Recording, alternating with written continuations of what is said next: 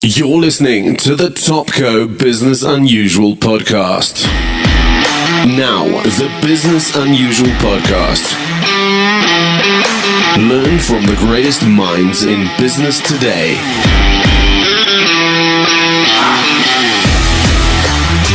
Interviews hosted by Ralph Fletcher. Learn how to improve business, get tips from industry leaders, and be motivated by real-life experience. Topco Business Unusual. Sanbonani, Dumelang, Obsheni, and hello, and welcome to the Business Unusual podcast, where we explore groundbreaking ideas and some inspiring stories from some of the world's most innovative minds. I'm your host, Janine Brown, and I'm thrilled to take you on this journey, proudly brought to you by Topco Media. So whether you're tuning in from the boardroom, your home office, or anywhere in between, get ready for a conversation that is not just engaging, but enlightening. So subscribe now on our social media channels, and let's dive into the world of Business Unusual. Today, we're going straight into our tech talk section, all right? So in honor of our Women's Month, we have the phenomenal woman that's with us. So everybody just, raise your hands for a round of applause for Chipo Mushwana, the executive of emerging innovation and payments at Nedbank. So halala, welcome, Chipo. How are you doing today? I am very well. How are you doing? I'm doing awesome. So, I don't know about you, but the winter's seeming a bit long today. Winter is taking its time. How's the weather that side? Because here, Kuyabanda. We are Banda, where I am as well. It's quite chilly. There's a bit of sun, but we've still got our jackets and jerseys on. No, honestly, I'm hoping that summer can give us some sort of a extension, or if summer can give us a little bit of a warrant, or give me a ticket to Sun City or something, because wow, the weather is just so cold. All right, for the viewers at home who don't know, Chipo is a visionary leader in the financial sector. She's committed to harnessing the power of technology to drive economic growth and financial inclusion across the African continent. In her role at Nedbank, she emphasizes the critical importance of collaboration between traditional and non-traditional players to deepen the economic agendas and ensure the widespread adaptation of digital payment solutions. So, wow, that is definitely a mouthful. So for the ordinary viewer or listener at home, what does that mean? It is a mouthful, but probably two things. First, it means doing meaningful work with purpose. When you talk about deepening financial inclusion or financial access, for any economy to thrive, to grow, and for people to contribute to the economy, we need a financial services industry and system that actually works. We need an industry that is inclusive and an industry that caters for a variety of people and a variety of needs. That's number one. And the second piece being around really coming up with intelligent, sustainable, scalable, and cost-effective solutions and products in the market that then drive the much needed growth that we need, whether it be in communities, for small, medium-sized, individual-led businesses, etc., in sort of making sure that we drive the economy and sort of grow our homes, our businesses, succeed as human beings. So effectively, that is what I do, work with purpose. And also it's really around, for the business that I work for, which is Nedbank, it's future-proofing the business. It's saying to the business, how can we come up with solutions that will defend existing market share or where we know we're strong, and then grow where we know we are lightweight, and chart into new territories, new customer segments, and literally experiment in things that we haven't dabbled our fit in as a business. So that's effectively what I do every single day. And it's such an exciting role, one that is fulfilling every single day that I do it. And, something that is really important that you mentioned is that this is a purpose-led approach. I know Kirshni Govender, who's the head of transformation at Nedbank, always talks about a purpose-led response to transformation that creates some sort of equitable society, not just for businesses or just for SMMEs, but for society at all and at large. So with that and understanding a little bit of the background of Nedbank from the transformation sector, I want to ask you something a little bit more personal. I want to get into maybe you And I just want to find out, what is your story and how did you get to this point in the career? When you started off, did you think you were going to be a doctor, a teacher, a lawyer, and how did you find yourself here? And did you want to find yourself here? Are you glad you found yourself here? Did your mother want you to be, a nurse? What was the story behind Chipo? Listen, none of those. Funny enough, when I was growing up, I wanted to be a nun. None. I literally wanted to be a nun. And that was driven by a deep need to serve the world around me, a deep need to do good for the world around me. And for a very long time, that is literally what I aspired to do. My father was a fierce businessman. My mother was very successful in the hospitality industry. My grandparents were reverends, so I was an altar girl as well. But the sum of all those things, when I look back at my journey in life and then my professional career that spans about 16 years now, none of it led up to this point. I shared my story yesterday when we launched Women in Payments Africa. And I was saying, when I look back, there's some decisions that I made early on in my career. When I left varsity after studying a psychology degree, because I thought that would be an entry point into helping people, was I didn't want to work for a big organization. Why? Because I enjoyed fixing and putting things together and breaking them apart. But I also wanted some form of stability in terms of an income. So I chose to work for small organizations or entrepreneurial organizations. And it gave me that. And round about midpoint in my career, after I'd had my second boy, I was given an opportunity to travel the continent again. I'd done it before and I'd left after my first boy. And this time, funny enough, every time I gave birth, there was an opportunity to travel. But with my second boy, then I did it again. I decided to live out of my suitcase and I worked with governments and it was operational projects, etc. And I remember 12 months in, I made a conscious choice to come back to South Africa. And that was because I'd missed out on so much in terms of family, etc. But what I didn't know was that whilst I lamented or moaned leaving what I really enjoyed out in the field, it was the door that led me into financial services. Because coming back into South Africa, I then was asked to set up the first fintech community on the African continent. That was a rare opportunity that I was given because I had never been in financial services. I didn't understand what it was. I didn't study anything that was remotely linked to financial services. And the only reason why I was a candidate or a fit for that role was because I had experience working with entrepreneurs, small, medium-sized ventures, etc., and brokering partnerships with government or with communities and businesses. And that's what they said was attractive about who I was at that point in time. And I remember sitting back saying, I want to come back to South Africa, but questioning myself and saying, do I even have the skill set to do what they're asking me to do? But the sum of all the knowledge I had gained, the sum of all the skills I had harnessed, the sum of all the experiences I had leading multidisciplinary teams, led me to say yes to that opportunity. And alas, I found myself in the financial services and technology world. And that was my first sort of interface with what I'm doing today. And it's been a 10-year journey since then. That has been amazing. And now I get to create new products every single day. I get to challenge the status quo. I get to try out new things for the business. It's truly an amazing opportunity that I have within Nedbank. So from the sounds of it, you said over a decade worth of this. So your child that is this digital literacy and this, fine FSP work is literally, I think your child is in grade 3, you said. So this is actually your first child. That's your first child. That's your firstborn.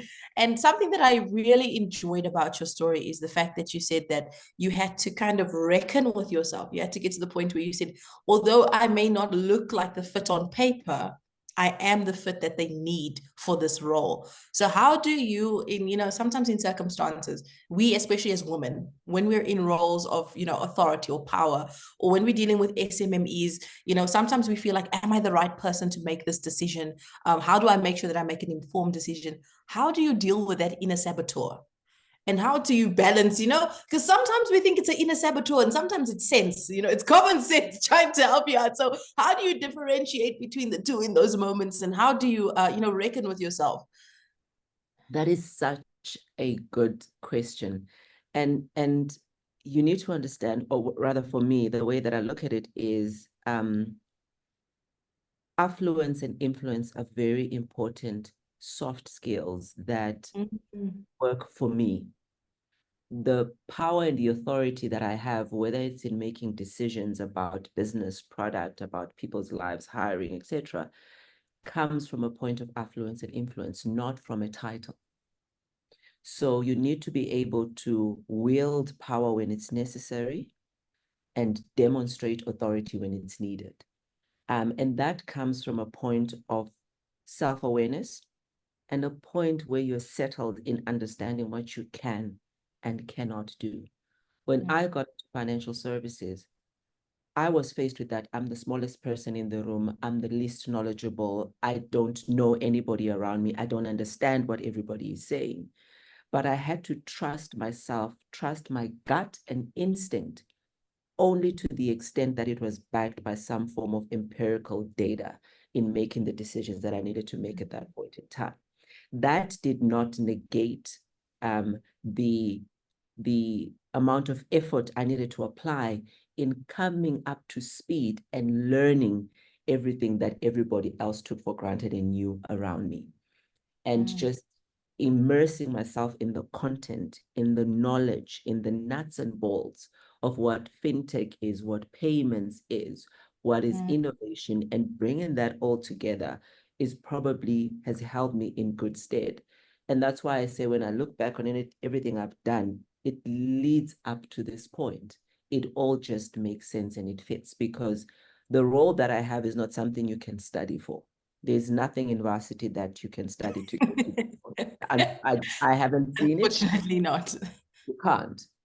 So there's continuous learning on the job and courses that you take, and communities and people that you engage with. The power of community for me has been such a great source of knowledge in what we do today. And it's asking people, what up? How are you doing? How did you do this thing? How did you figure this thing out? How are you handling fraud? How did you figure out the technical pieces around this? How did you get your certification? And you'll be shocked that 80 or 90% of the time, the people around you are so willing to share. Even those in competitive spaces, we're not sharing IP, we're just sharing good knowledge. Something that you mentioned is the soft skills. Yeah. Like you said, people negate the importance of a soft skill. Often, especially when we go into roles within the financial services or tech, we focus on the hard skills. We focus on things that are learned or studied. Like you said, emotional intelligence cannot be studied. That is only something that is given to you through life experience. And Africa is at a crucial point when we're talking about transformation in financial services, with technology offerings and significant opportunities are around us for enhancing our livelihoods and our economy's contexts. I want to know from you, what are some of the exciting functional innovations that you have been responsible for at Nedbank? And then I'm going to ask you a follow-up question, right? But actually answer this question, then I'm going to ask you something. It's a little bit more radical. So brace yourself. So I'm going to answer that question, and then I'm going to give you another follow-up. All right, awesome. So I have had the magnificent opportunity for getting some new products into the market. When I started at Nedbank, the first product that I got out into the market is something called Shift Pause. And this was because our business clients said to us, listen, we've got a problem. And it was literally fuel stations. I'm not sure if you've noticed when you drive home after a long day from the office and you get to the fuel station and all the petrol attendants are huddled around the window and there's just this delay. And in your mind, you're saying, should I stay or should I just drive, because you know there's another filling station 5 kilometers down the road or just before you get home.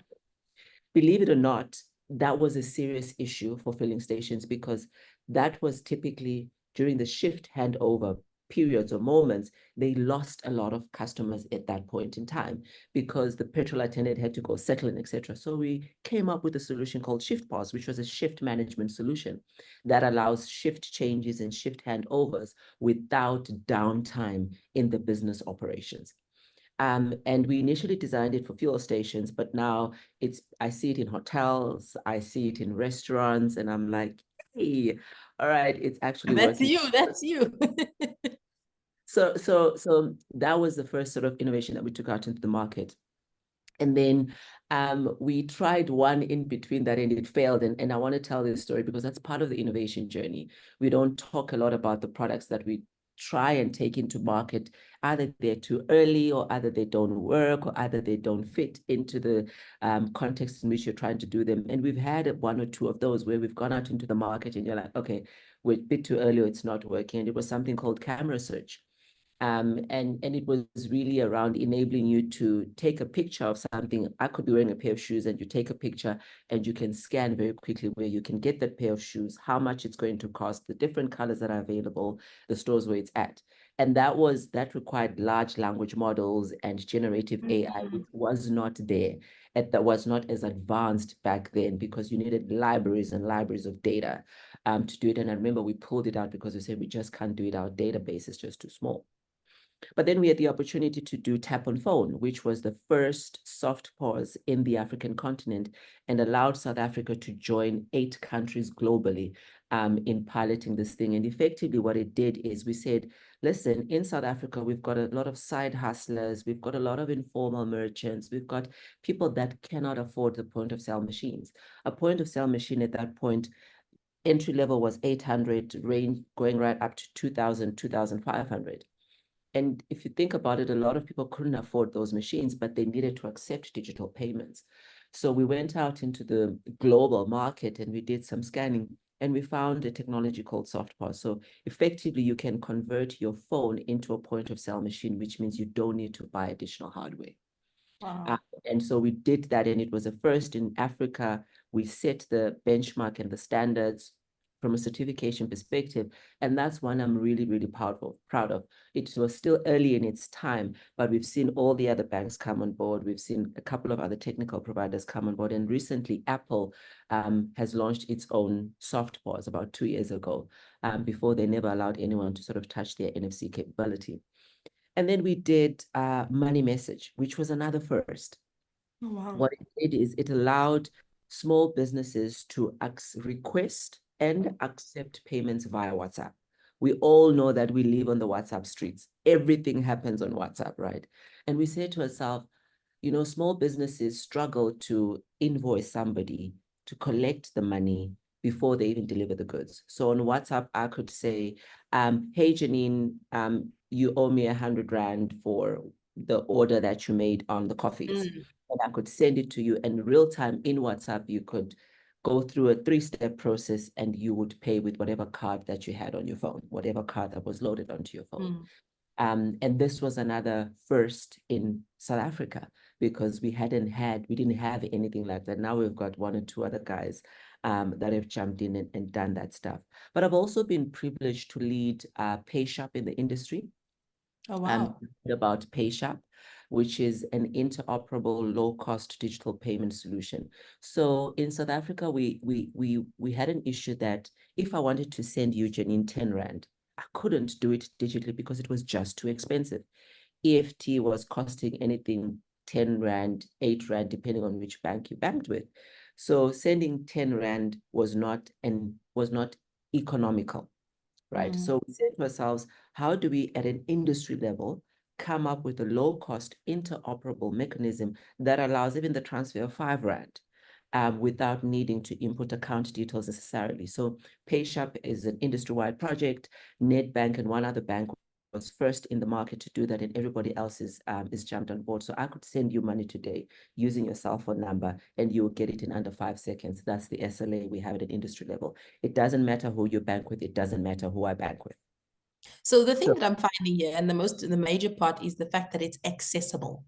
Yes. It's about accessibility. It's about reaching the unreachables. I know that you wanted to be a nun. So, you know, in the word it says, you know, you leave the 99 for the 1.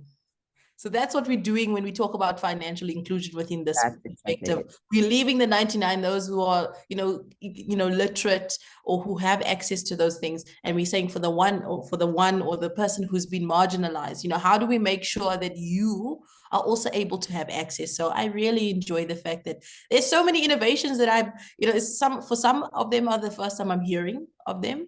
And I'm really excited. I've got a cousin who owes me money, and it's really good to hear that I can just send them a WhatsApp and say, pay up. Listen, for Granny's funeral, you didn't cover your part. Exactly. I baked the scones, you didn't pay the flour, like you said. Come on. So I enjoy that you're bringing it, that the services are not just at a level that, are sometimes, very scary when we think of it. People get, especially people of color, I know for a fact, if I go and I tell my granny who's from KZN, listen, you pay via WhatsApp, they're going to, exactly. Or EFT, she'll say via card, but if I do say to her, no, granny, just follow the link on WhatsApp, she'd be like, okay. She'd relax a little bit more. But that's why I'm saying I'm really glad that the payment solutions are not just about serving the people that are higher up, but more so about serving the people who are on the ground, who are actually, doing the digging, as we like to say. Another thing that I wanted to ask you, now this is a question that's gonna maybe throw you off a little bit. Something happens. I give you 1 billion rand now. 1 billion rand for these projects. What's your first move? What are you doing? I give you no questions asked. Even via WhatsApp, you get 1 billion. I'm not sure I want to work at that point, but I have. Like, what are you doing? That is such an interest. I would definitely start a business, and I've got a couple of ideas. Okay. Number one, I would probably get a very strong team, and we started a pure digital bank. That's number one. That's global. I would get also diversify, and I would get into privacy. Privacy is the next big thing. People have no privacy. People yearn for privacy because everything is out there. I would start a privacy business. I would offer you privacy in any way you needed it.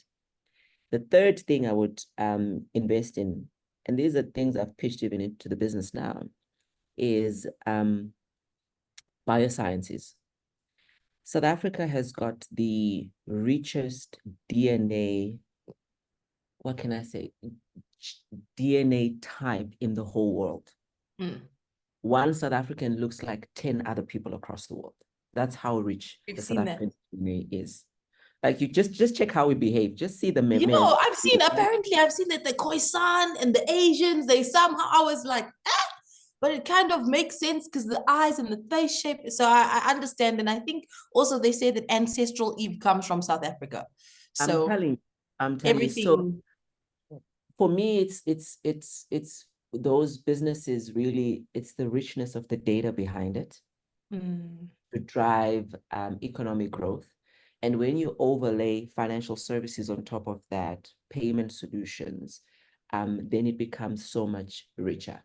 So that is what I would do to turn my 1 billion rand into 10 billion.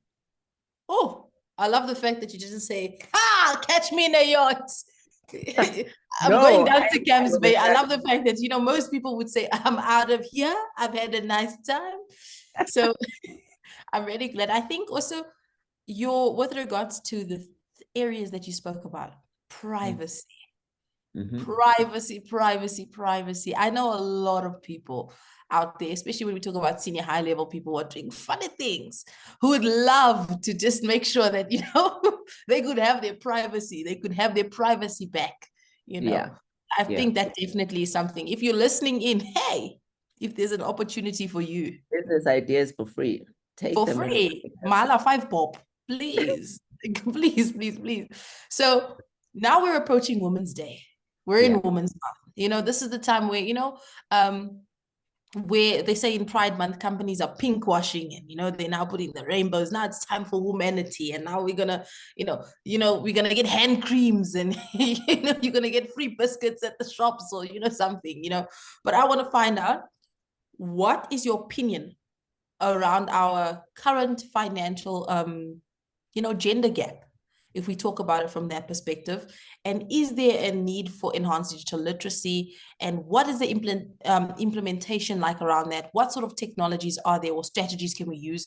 And what do you think are our biggest challenges when it comes to including women in those decision makings or within the process? And then what is the outcome?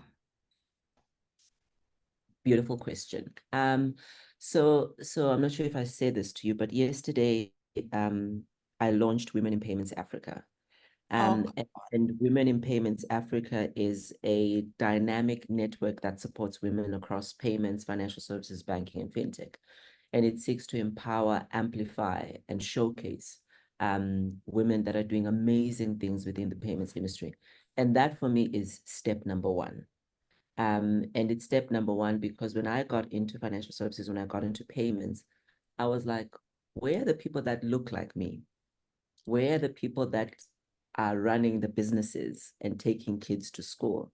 Where are the people that are counting the rands and cents to buy a fridge or to buy a pair of shoes for somebody in need? And that's what gave birth to Women in Payments Africa. And it was closing the gender gap at a decision-making level, which is what you asked, the people making the decisions.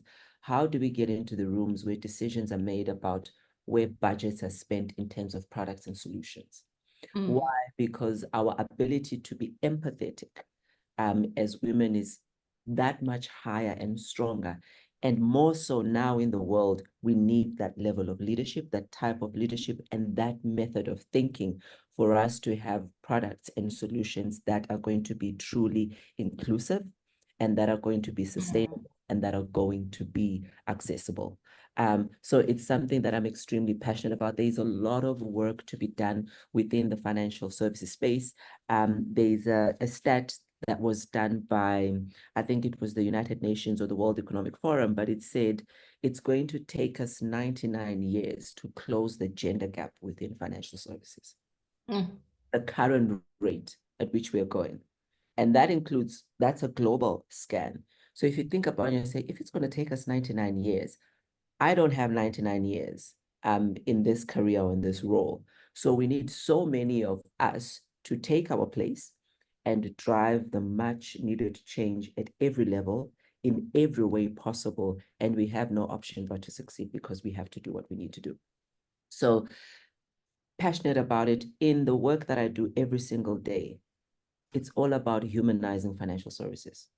It's all about, is it affordable for Ugogo that's sitting at KZN or Nkoankoa and Limpopo? Is it really affordable? Is it really accessible? Does it give her comfort to perform this action and function? And does it save her the much needed money that she needs to save? And all those are human elements that you bring into the tech world because we digitize for human beings. We don't digitize for robots. We digitize for human beings. And you spoke about Africa. In spite of all the technologies that we see, whether it's generative AI, whether it's digital solutions in this, that, or the other, Africa for me is a hybrid continent. We can never go fully digital and we cannot stay in the past where it's checks and papers, etc. So we need a hybrid because that is just who we are as Africans. And because our communities are still together and we're still very close to each other, hybrid makes sense for us. So things like digitizing payments completely in South Africa, it's a beautiful dream to have. But when I think about it logically, it does not make any sense for the population that we have right now with the highest Gini coefficient in the continent. It just, in the world actually, it does not make any sense. So as technologists or as digital enthusiasts, that is some of the stuff we need to weave in and drive financial inclusion and financial scale and sustainability for the business and for the communities in which we operate in. I think when we think about stuff like the mindset that we have, I want to go to another question. It's around our mindset. And when we speak to women, sometimes we have a scarcity mindset. And this scarcity mindset, I don't want to share. I want to keep all the information here close to my chest so that I can assure that, because I'm also the only one in the room, let's be honest. So I'm the only one, already I'm the only one in the room. So now I'm supposed to give all my knowledge to somebody. And sometimes unfortunately, people speak about being, so some companies speak about being transformed, but sometimes they make it known that there's only space for one person in the room. And so that kind of makes this, in our mind, in our subconscious, especially as, women of color, we know that the spots sometimes are limited. And we try to have a scarcity mindset. So we don't want to, we will impart, but to a certain point, to a point where it's comfortable, where you still would need me or you cannot excel. And sometimes that creates a gap in terms of knowledge when we pass down knowledge or when we're sharing knowledge. How is women in payments going to, of course, make sure that we mitigate that issue? And how are we going to deal with that mindset? How do you think we can deal with that mindset that, it's okay, your sister can join you. There can be more than one of us in the boardroom, in the board meeting, Yeah. That is really the heart of Women in Payments. It's really about creating pathways for us to peer share and grow together. And the challenge I set out for the women in the room yesterday was, how are you being a bridge for the woman next to you at your level, being a bridge for a woman who's above you, and being a bridge for the woman below you?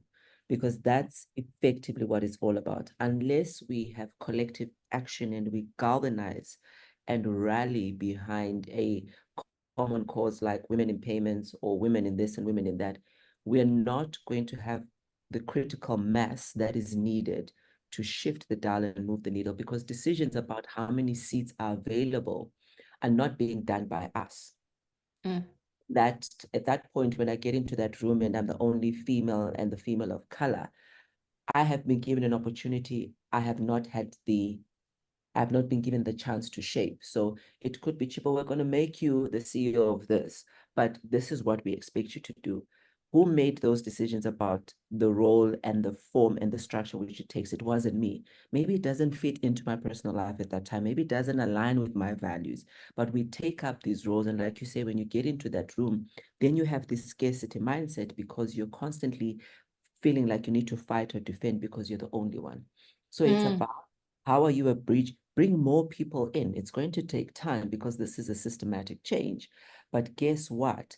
It's going to change eventually. And the more people that we have, and we can prove that, listen, as women, we are actually knowledgeable. I actually do have a computer science degree, but all the 10 men in the room don't have, but feel they can speak louder than me. And to conscientize men around these microaggressions that they perform in the boardroom and in the workplace that make me have this scarcity mindset, make me second guess myself, make me question my existence. And the worst part about it, what I've seen is, make me move out of that role. Part of the thing that we want to do as women in payments is, for whatever reason, let's say I leave this role today, tomorrow, 6 months from now, another woman must take over. Don't replace me with a man, because then we go back. Right? Yes. We then just go back. I need to make sure that when I leave, I've groomed and there's a succession plan for another woman to take over. And wherever I go, either I'm breaking another barrier and being the first woman to do X, or I'm taking over from another woman. It's a will. It needs to work together, and we all need to sort of galvanize and rally behind a cause around women, because we cannot wait any longer, and it's not going to be done by anybody else. A lot of Yes. us are mentored by men in payments. Yes. A Yes. lot of us are mentored by men in payments. And I'm really, really grateful for that, because I've been mentored by men. I've been sponsored by a lot of men in my career right now. But I'm saying, women, let's take our position and let's take our place. Let's give men more time to go play golf and watch soccer. I'm sure they're tired of mentoring us anyway. 100%, 100%. And you sound like somebody who affirms yourself a lot. By affirm yourself, you assure yourself. So I want to know, if you were, speaking to younger Chipo, what would you say? What is the affirmation that you're going to say to her that she must carry throughout her career? So what is that affirmation? I would say to my younger self, you are going to be extremely successful. You are going to do really well.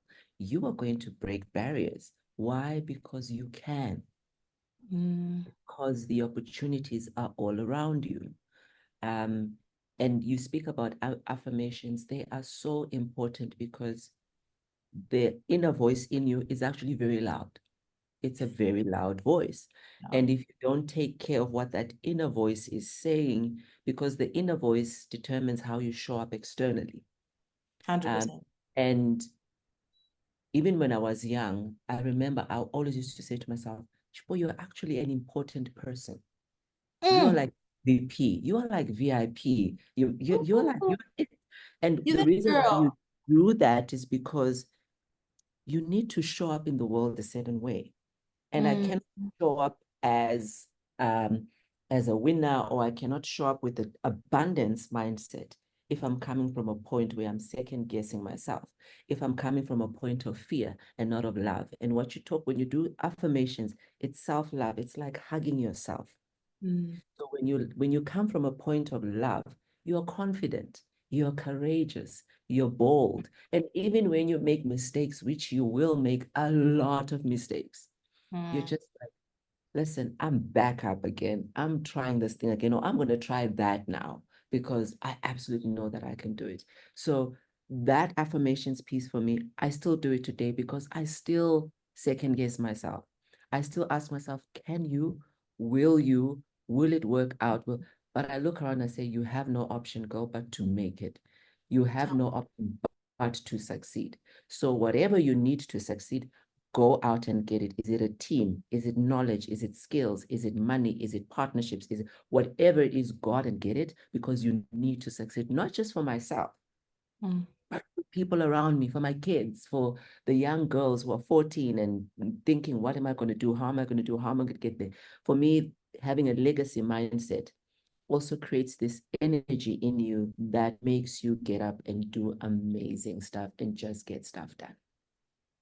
I think, listen, what you've said is just so impactful. I hope you are, if you are listening, that you really highlight the part that, like Chipo just mentioned, the abundance mindset, pouring into yourself and making sure that for yourself, you are taking care of your mental health and the health of your insides, your soul's health. I don't know if it's more than just mental health. It's your spirit's health. If you take care of that, the things that you will attract, like you said, Chipo has been saying since she was young, opportunities around me. I'm that girl. My mother and my father always used to say to me, Janine, when Janine always has money, ask Janine for money. Ask Janine for money. She always has money. And in my heart, in my soul, I always know, even if I say it's my last 100 rands, I know that it's not my last 100 rands. I always have money. Yeah. And it's because I have a belief that I used to have this crazy belief that money loves me. Not just money, but things, opportunity. It was not just about money. It was about opportunity and people and things.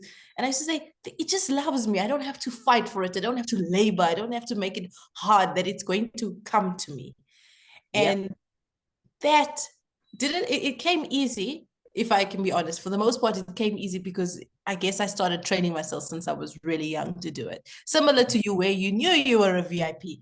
So it's that thing that you have within yourself. And I think what happens is a lot of women have that thing inside of them and they suppress it.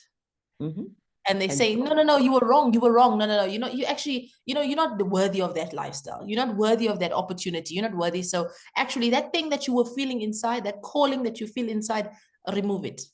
Don't listen to it because you actually called for this and this and this and this. And I think what you're saying is listen to yourself. Yeah. And also you mentioned mentoring. Yeah. So you said you've been mentored for a lot of men and you're saying, listen, guy, take some time off. We will give you like a play golf. You want to braai, you want to go and see the World Cup, you want to go to I know that there's the what's it, the Olympics, Paris, whatever. Take your time, guy. Let us come in and let us do the work, and let us do the work that we need to do. So with that being said, I want to know, we spoke about mentoring. And women mentoring women, men like mentoring women. Mentoring and supporting upcoming fintech founders across the continent is very important. And how important is that to you? And like how much can we stress it? And what are the outlets for entrepreneurs, if they're listening, for them to find that mentorship?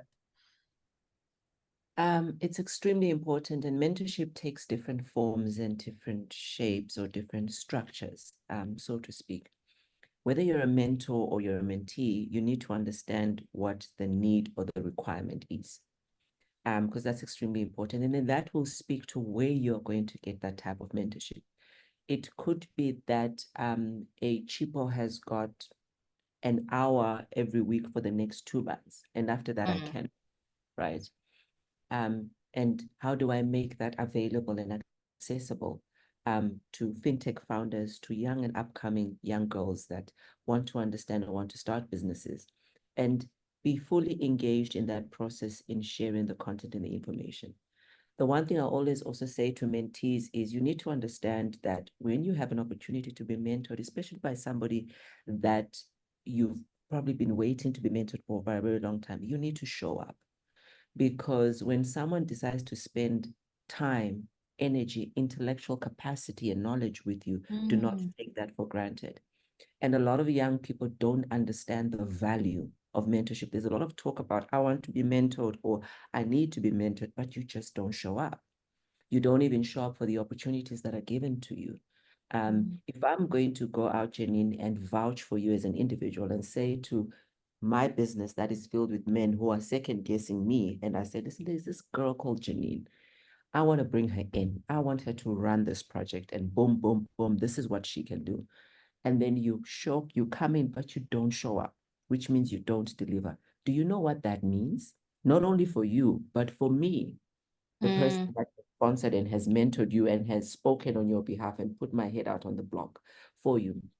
So mentorship, that's why I say understand the requirements, understand what you need, and it takes different form and structures. It could be peer mentoring. We always think someone has to be higher, someone needs to be lower. You might just need to be mentored by your peer for a while because there's just certain things that you need to figure out, and it's knowledge sharing.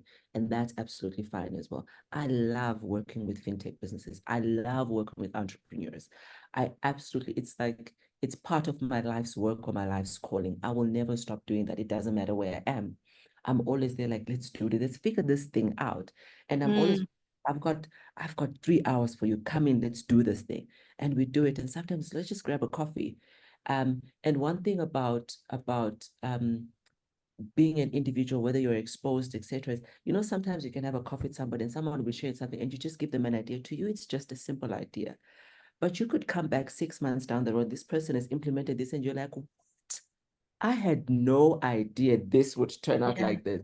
And you become so fulfilled and so happy because they are then successful, or they found something that is meaningful, or that gives their life meaning. So, I mean, I could never speak enough about mentorship and coaching and sponsoring, because we need to, especially for ourselves as women. And that for me is my bias. I will always start with the woman that needs it more than anything else.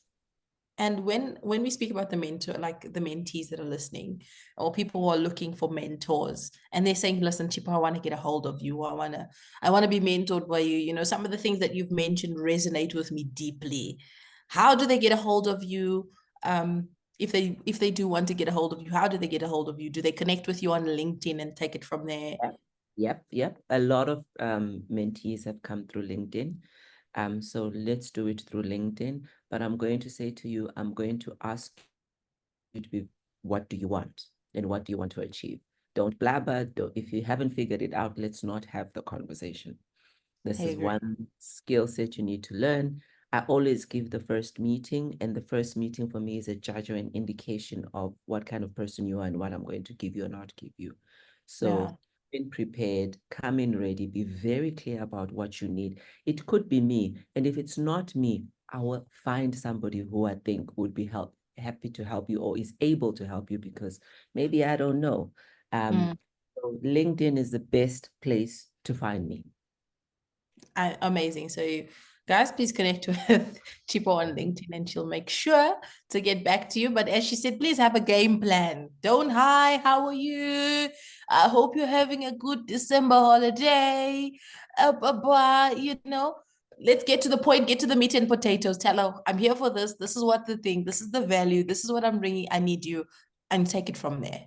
Yep. And also another question, what happens if somebody is not within the financial services or payments and they still want mentorship and the business is not related and they still feel that they can find value? Do they still message you and say, listen, I still find value and I still feel that we can connect on this level, but maybe you can assist me in this way?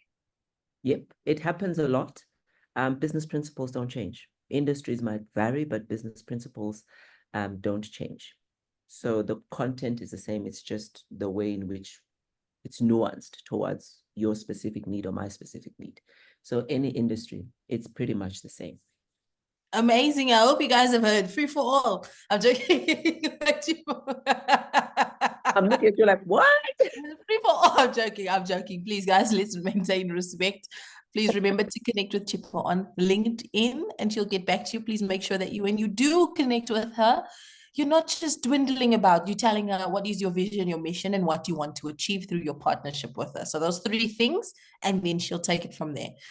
And then when we talk about some of your passion projects, because you've alluded to them, you've mentioned them on the side, let's talk about some of your passion projects and how they'll be assisting in the overall building of wealth for girls, and not just wealth in terms of money, but in terms of, like you said, this intellectual wealth and the capacity of that sort of wealth. So let's talk about some of your other projects.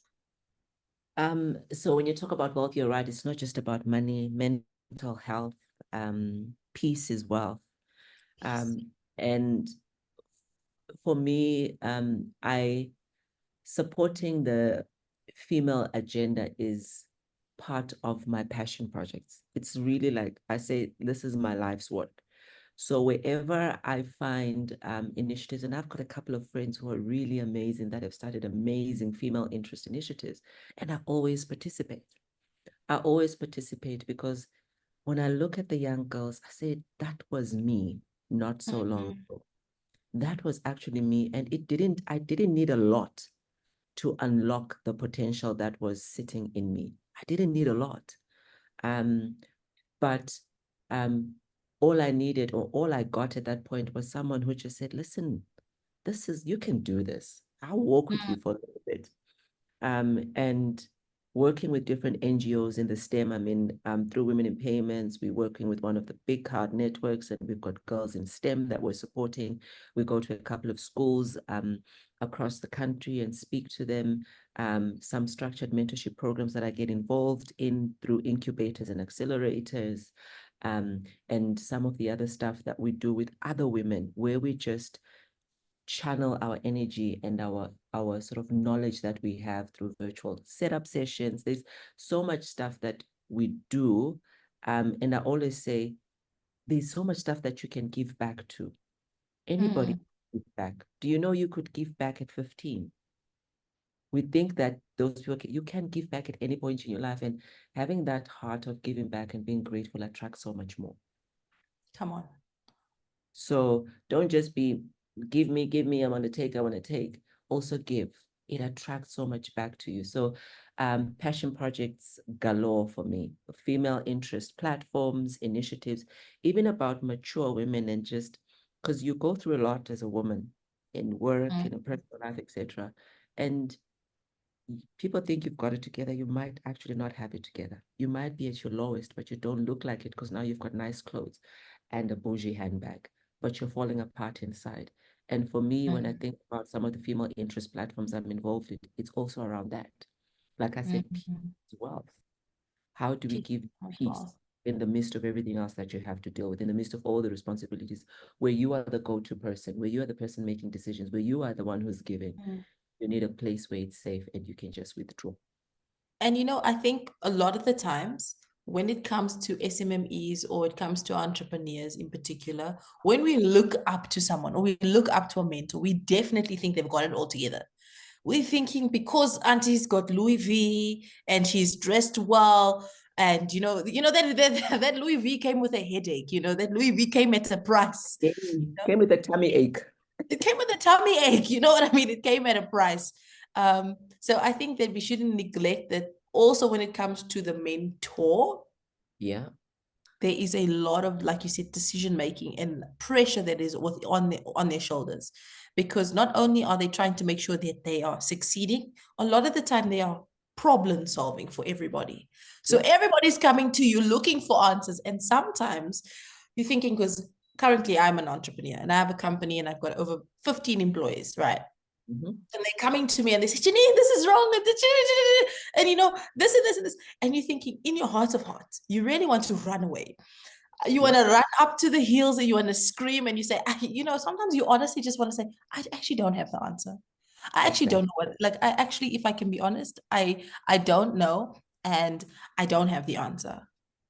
So what do we do in those situations? When genuinely we are in the position of power or in responsibility, and we really sometimes just feel like we don't know.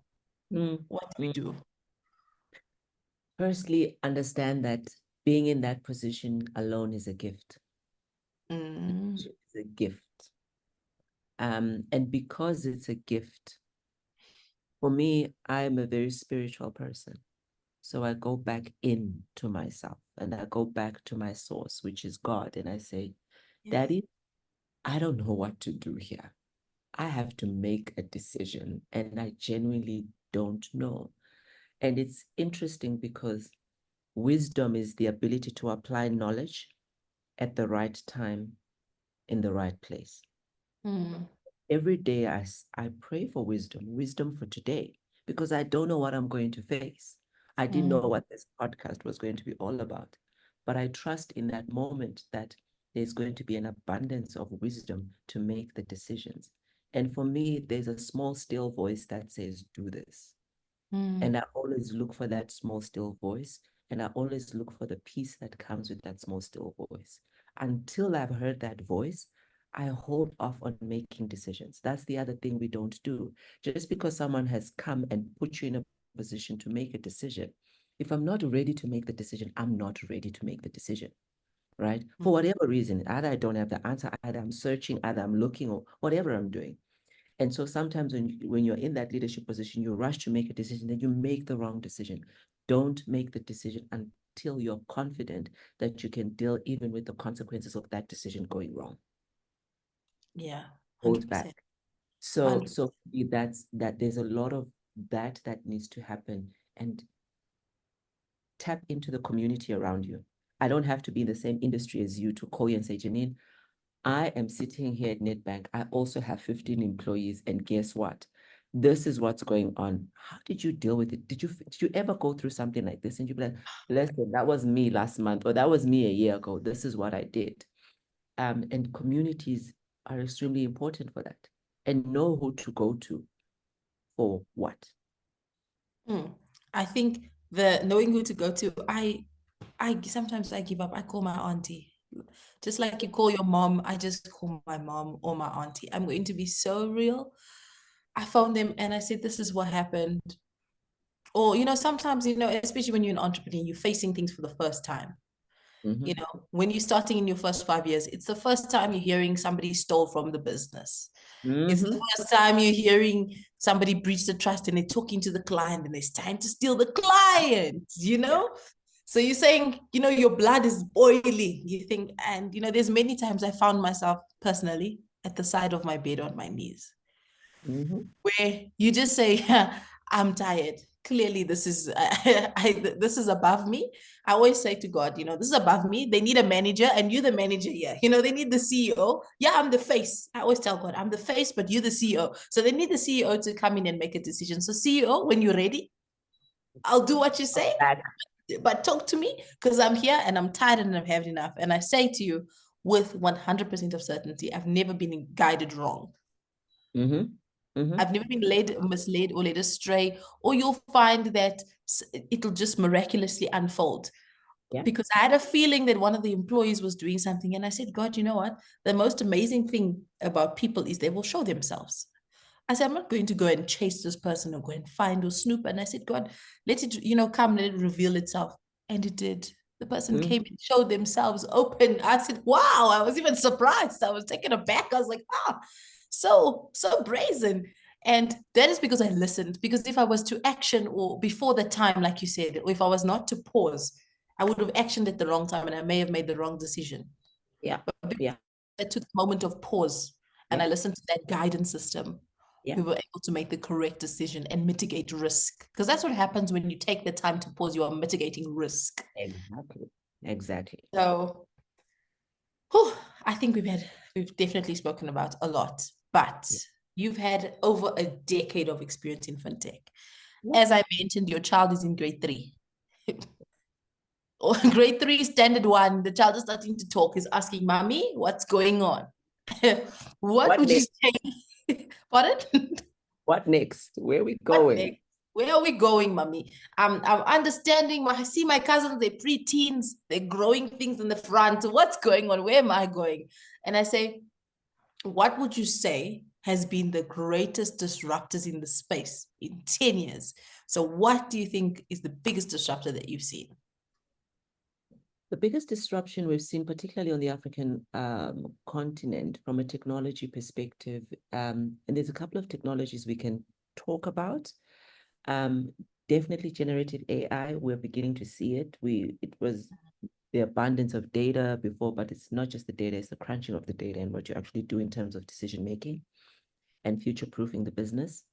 Some of the other, from a technology perspective that we've seen is real-time payment rails. I spoke about PayShap. That is big globally because everybody wants to get their money right now. And what we are seeing in the payment space is unprecedented in terms of just the scale. It's like wildfire globally, what we're seeing in terms of real-time payments and real-time rails coming up. If you think about things around authentication, whether it's biometric authentication, fingerprint authentication, that is huge and that is big in financial services because if I cannot authenticate you, I cannot do business with you. And we've seen so many technologies that are coming up and beginning to support that. And in South Africa, I mean, the South African Reserve Bank is working on a national digital identity, etc. Why? Because that is one of the most critical backbones of financial services. And we've seen it globally. Yeah. Right. So if you think about, if I can authenticate you the moment you come into the country, I can allow you to transact because I can track, because I can see. So for me, if I just think about those three critical technologies, definitely. And then we've had, from financial services, we've had so much competition, telcos, fintechs, digital banks coming into the space. And for me, what it's done, it's number one, given an indication of the size of the pie in terms of the opportunity that actually is. So whilst nerve-wracking and you're like, what have they done this time? It's also actually, which means there are opportunities either we're not seeing, we haven't thought about, we haven't attacked hard enough. And that for me is what the indication is. So when I think about my world every single day and I'm like, listen, there's so much exciting stuff that's still yet to be done. And there's so much to work with because the technologies don't change. It's what we overlay on the technologies.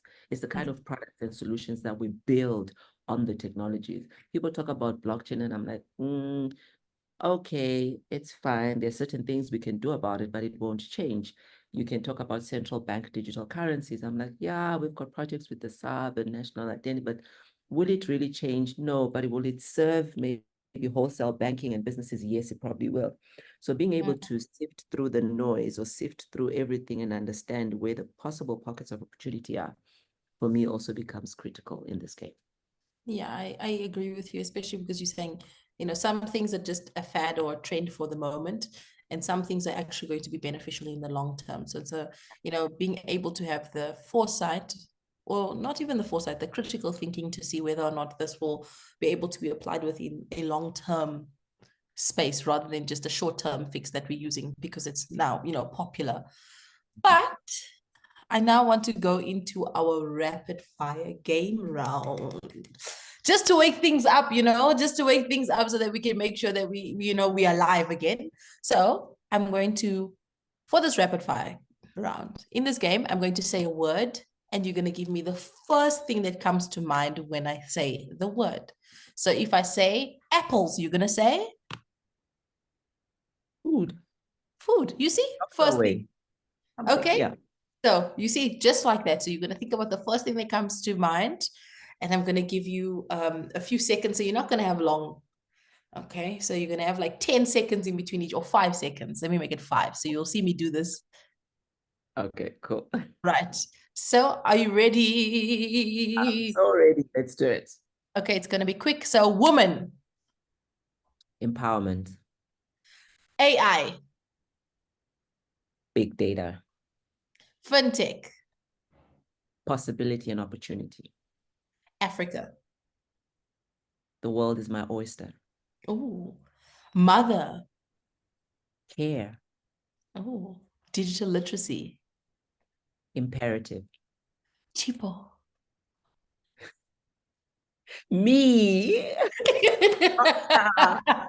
So yeah, so all those words, those wonderful and those beautiful words that you mentioned, all come together to describe you, Chipo. That was and that's how we Thank close.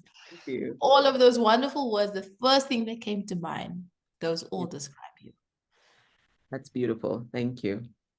So thank you so much, Chipo, who is the executive of emerging innovation and payments at Nedbank. And that is a wrap for today's episode of the Business Unusual podcast. I hope that you're walking away with some fresh ideas and inspiration. And if not, then please don't join us again next week, and don't forget you can connect with Chipo on LinkedIn, as she said. But remind yourself not to dwindle. Make sure that when you do connect with her, you're asking her, you're giving her your vision, your mission, and what problem you'd like her to assist you in solving. If you have enjoyed this conversation, don't forget to hit the like and subscribe button so you never miss an episode. And hey, why not share this with a friend or colleague who could use a little bit more of business magic in their day? Thank you for tuning in.